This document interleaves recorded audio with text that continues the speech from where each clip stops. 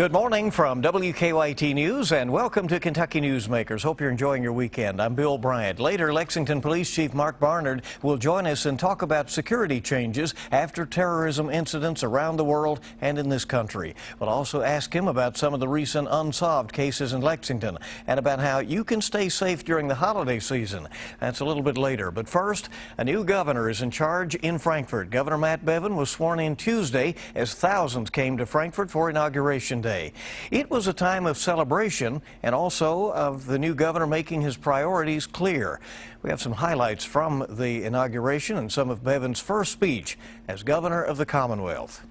But there were those who thought, well, maybe you're just saying this and maybe you're just saying that. We talked about auditing the pension plans, and I will tell you, we are going to audit every single pension plan in the Commonwealth of Kentucky. We talked about changing our retirement plans, the pension plans themselves, to ensure that we save them so that we honor the commitment to our retirees and our current employees, and we are going to do that. Because to do anything less than that is a disservice to those not yet employed, those currently employed, and those who are retired. We will ensure that none of them get any of the promises made if we don't make hard decisions. And we will make those hard decisions, and we will save our pension plans for those who have earned them.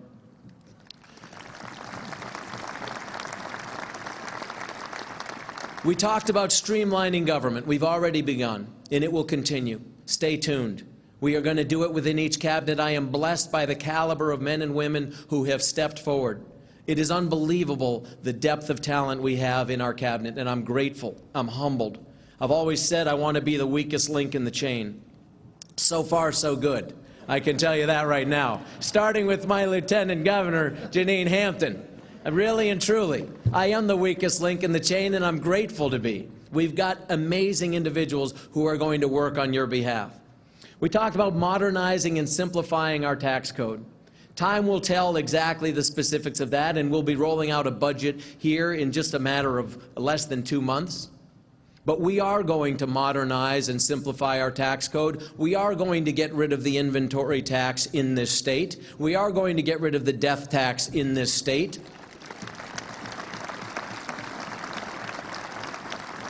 We're going to get rid of the very things that, frankly, send the message to the outside world that we're not serious about being a business-friendly state. We're going to break those things down, and we're going to turn this state into the type of a place that people not only want to come to, but they want to stay.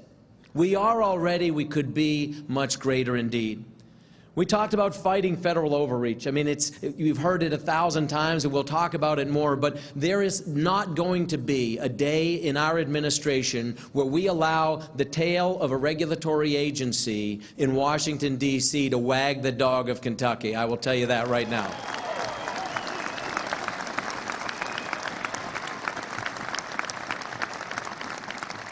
Without giving you a long diatribe, the 10th Amendment is a very specific and powerful amendment. It says those established powers that are not specifically given to the federal government are the responsibility of the states and of the people, and we are going to exercise that sovereignty, exercise that authority, and we are going to stand on our rights, and we're going to do what is correct and best for the people of Kentucky. That's what we're going to do. We talked about health care. We talked about the fact that we are going to transition in 2016 people from the state level exchange. We're going to transfer them to the federal level exchange like 38 other states are now doing, and we are going to shut that redundant program down. This is what we are going to do next year. And as it relates to our Medicaid population, which is very, very high, as you know, more than 25% of those in our state and growing, that is not there because there is not need. There is tremendous need. We know that. We need to be those who address this in a thoughtful, intelligent way. We are going, it's truly a privilege to me to have Governor Pence here with us today. And I'll tell you, I don't know where you went, Governor. Here you are. This is a model that we are going to copy. I am not above copying what other people are doing well. And there are great things being done on how to take care of those on Medicaid in the state of Indiana. We can learn from them. We will learn from them. And I attempt to copy the best parts of what they're doing and avoid any mistakes they might have made thus far. This is what we're going to do. And I'll tell you, we will be better for it. And our people will be better for it. And we will provide true access to people to the health care system and not just lip service. Having a Medicaid card is of no value if you don't have a doctor that will see you. Let's be honest about it. And if it comes at a price we can't afford, what have we done except lie to people? We're better than that. Kentucky is better than that. We talked about school choice. This is one of 7 states where there is no competition, absolutely no competition for public education dollars. That is going to end. We are not doing as well as we could be. And let me say this. As I came up Capitol Avenue, the most enthusiastic group of people I saw, and they were awesome, and I had more fun with them, nothing on the rest of you, than any of the rest of you, was a group of kids that were public school students, and they had signs, and they were proud of the fact that they were, and they ought to be, because we've got great public schools here in the Commonwealth of Kentucky. We truly do. And we've got great teachers, and we've got great administrators, and we have great superintendents and principals, and people who have a passion for seeing young people become the best versions of themselves. And we are going to unleash that power, because there is nothing that does so like competition. Competition is good, it is healthy, iron sharpens iron, and we are going to remove the bureaucracy that comes from the suffocation of regulations and things that are detrimental to actually creating the educational environment that we want. And we'll start with public charter schools. We'll start with public schools taught by public school teachers with public school students like those I met attending them. But we are going to start to bring school choice to the state of Kentucky, and we will let the momentum carry forward, because we owe nothing less to our young people.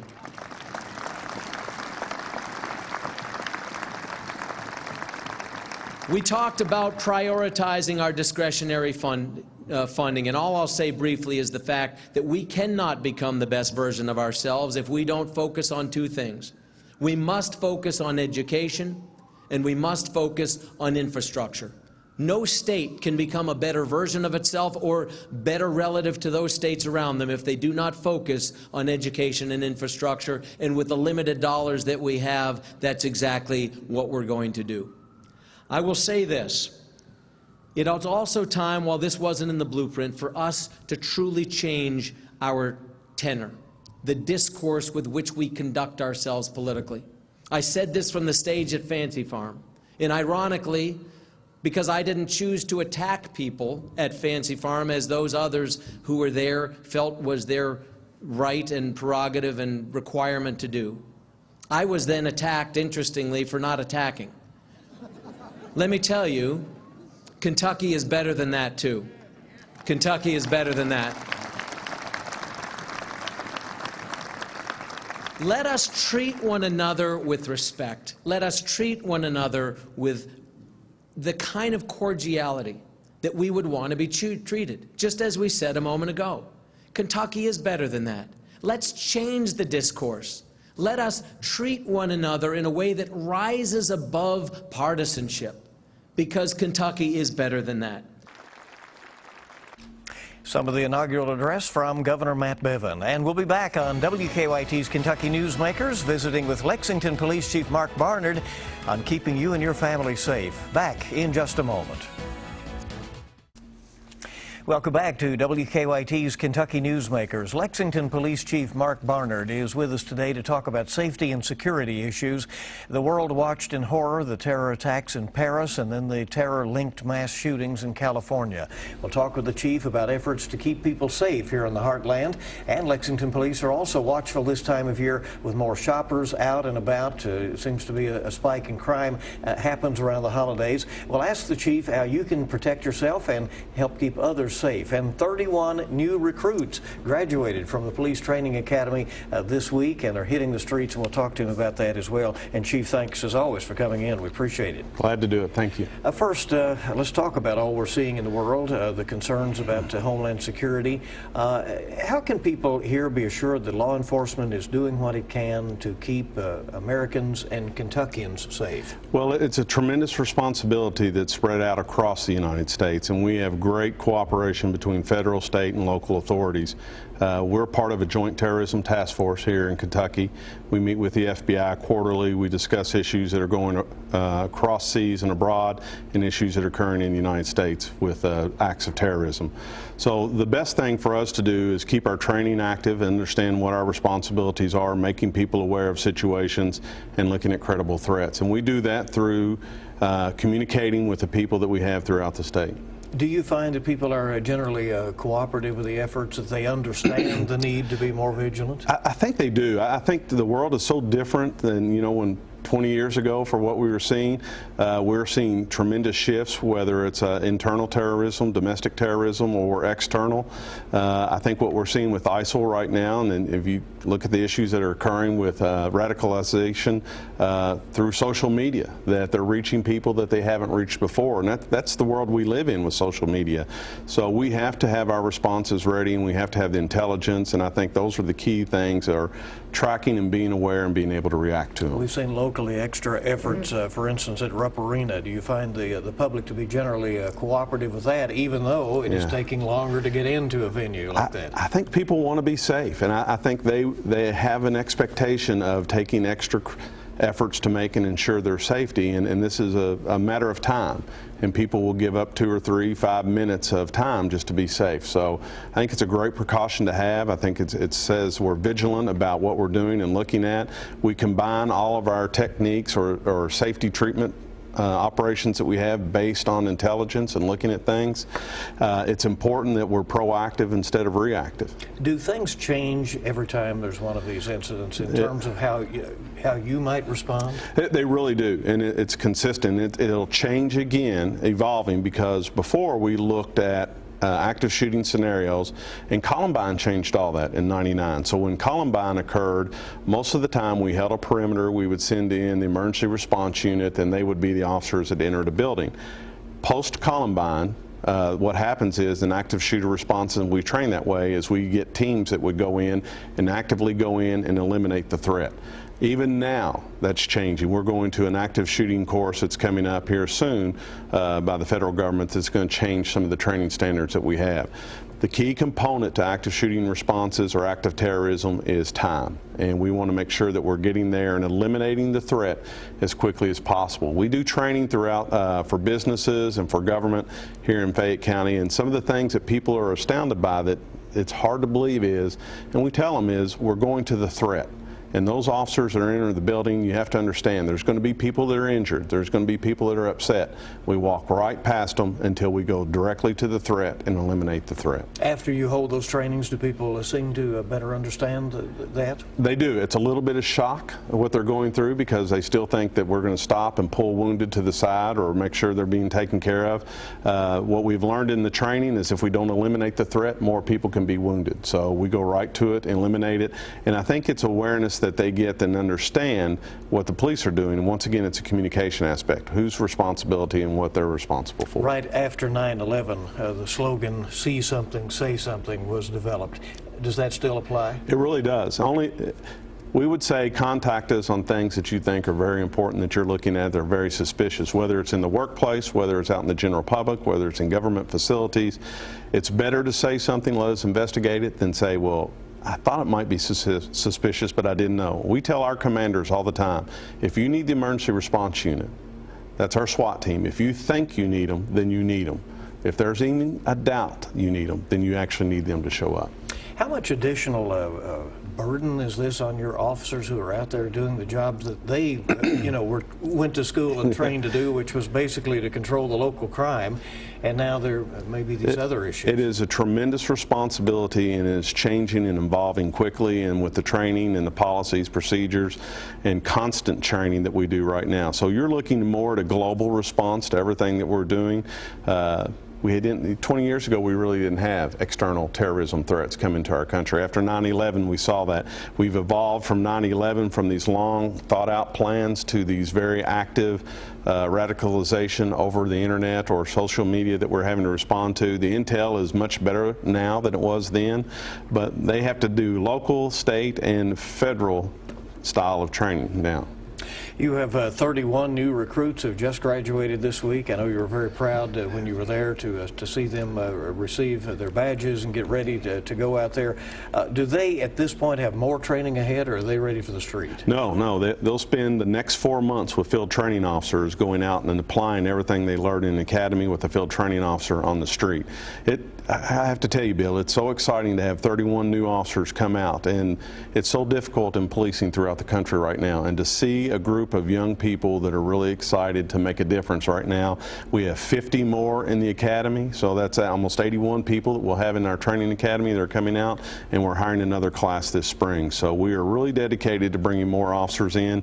Mayor Gray has talked about it. We want to get up to 600 in fiscal year 17 to make sure we're at that level. We hired 10 new safety officers. We're in the process of that, so putting public safety up front. And as you can see right now, there's so many dynamics involved with it and everything that you have to be prepared for. It's so intricate right now. You started nearly 30 years ago at the police department. When you look at these officers now and you look at them in the face, what do you think about? Well, they're so much better than we are. Let me just say that. Technology is, they are so much better trained. They're so much better than we are. They look at things and they really are more community-oriented officers, and I mean that. In the academy, what they're getting right now, not only do they get the training for how they do their job, but how to be good community partners and going out and doing things. Yesterday in the speech, one of the greatest things they said they did in all the academy, it wasn't the driving, wasn't the shooting, wasn't all the drill that they did, it was the Jesus prom that they did at Southland Christian Church and how they responded to that and be part of that. And that's what we're looking for officers right now. So they are so much better, and I can say that because I've been here for 30 years, but they have more training, they're more technologically advanced than we are, and they're more immersed in the community than we ever were. When we came on in the 80s, it wasn't that you had to be part of the community. Now we're making it that you got to be part of the community and interact. And what exactly do you mean by that? Give us some examples of some of the things they do that we don't see when they're out there. We see them driving around in the cruisers, you know? Right, so and you don't get to see all the things. That's a really neat thing. So the other day I went and our officers were at Booker T, Washington, and they bought pizza for the academic team. So they're sitting there and they're reading with the academic teams. They were doing the same thing at William Wells Brown. School invited them for lunch the other day, and the beat officers went over there to eat. They are more immersed and involved in the community. In the 80s when we got here, the goal was, here's crime, stop it, lock up, put people in jail, and that's how you got rid of crime. The officers today have to be problem-oriented, critical thinking people that are saying locking people aren't going to work. So how do I make it long-term to make the effect for the community? And they're so immersed into what they're doing. If you can actually see all the things, whether it's working with Arbor Youth, whether it's feeding children sometimes in the ballparks, whether it's in youth programs, they are so immersed in the community now compared to when we were. And then does that give them a network of friends and information and contacts in the community that might help solve crime? It's a level of trust. Think about it. If you really need someone, you're going to tell someone something that you trust, that you know that they'll do something with. All the surveys that come out, they talk about crime is, if I trust the law enforcement community, if I trust the law enforcement officers, I'm more apt to tell them because I know something will happen, and they'll be honest with me. And if you have that level of trust with them, whether it's a parent or the child, then you're more apt to tell them and give them information. So in these communities where you see that is not the case, they have a problem? We do, and we're working at those at-risk communities right now. If you look at some of the issues that we're facing right now, literacy for third graders, if the statistics show if you're not literate by third grade, then you'll probably not graduate from high school. So if you tie that to the same information that you have, if most males, 68% of males in prison now today, do not have a high school diploma, you have to correlate that information together. So most people don't look at that as a public safety issue, where I do and our agency does. If we help literacy and we help Manny and the superintendent making sure people are literate by third grade, then that's going to be a public safety issue because we're paying up front and not on the back end. And we have a lot of people, a lot of partners that are helping us with that. All right. Lexington Police Chief Mark Barnard is with us. We'll be back with our remaining minutes in just a moment here. We'll talk about crime around the holidays. The spike is real. We're back in just a moment.